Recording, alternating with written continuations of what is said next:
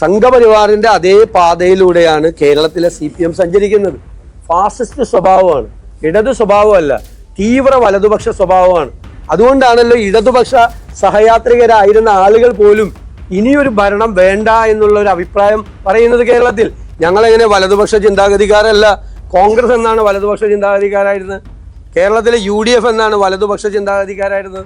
വലതുപക്ഷ ചിന്താഗതി എന്ന് പറഞ്ഞാൽ ഇതുപോലത്തെ ഫാസിസം.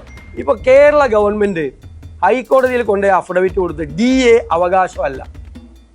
പണ്ട് എന്താണ്, തൊഴിലാളികൾക്ക് വേണ്ടി, ജീവനക്കാർക്ക് വേണ്ടി സമരം ചെയ്ത് പോരാടി നേടിയെടുത്ത അവകാശങ്ങളാണ് അല്ലേ DA.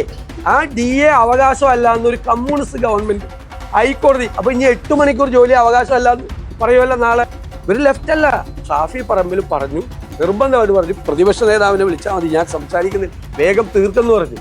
അപ്പോൾ പ്രമോദ് പറഞ്ഞു ഇല്ല, ഷാഫി സംസാരിച്ചേ പറ്റുള്ളത് പറഞ്ഞു. അപ്പോൾ വേണ്ടാന്ന് പറഞ്ഞിട്ട് പ്രമോദിനം പിടിച്ചു മാറ്റിയ ഒരു പ്രധാനപ്പെട്ട മാധ്യമം ഒരു വാർത്തയും കൂടി കൊടുത്തു. എന്താണ്, മുല്ലപ്പള്ളി രാമചന്ദ്രൻ വീണുപോയെന്ന്.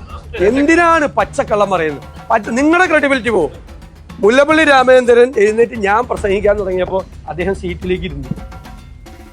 ഞാൻ വെല്ലുവിളിക്കുന്നു, ഒരു പ്രധാനപ്പെട്ട മാധ്യമം മുല്ലപ്പള്ളി രാമചന്ദ്രൻ വീണു എന്ന് പറഞ്ഞൊരു വാർത്ത കൊടുത്തു.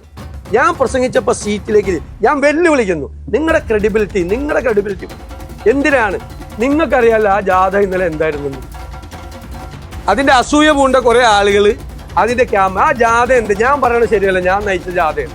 നിങ്ങൾക്ക് എല്ലാവർക്കും അറിയാലോ. ഇതൊക്കെ ഒരു കുടുംബത്തിലുണ്ടാവുന്ന പോലെ, വീട്ടിലുണ്ടാവുന്ന പോലെ കാര്യമല്ലേ. Thank you.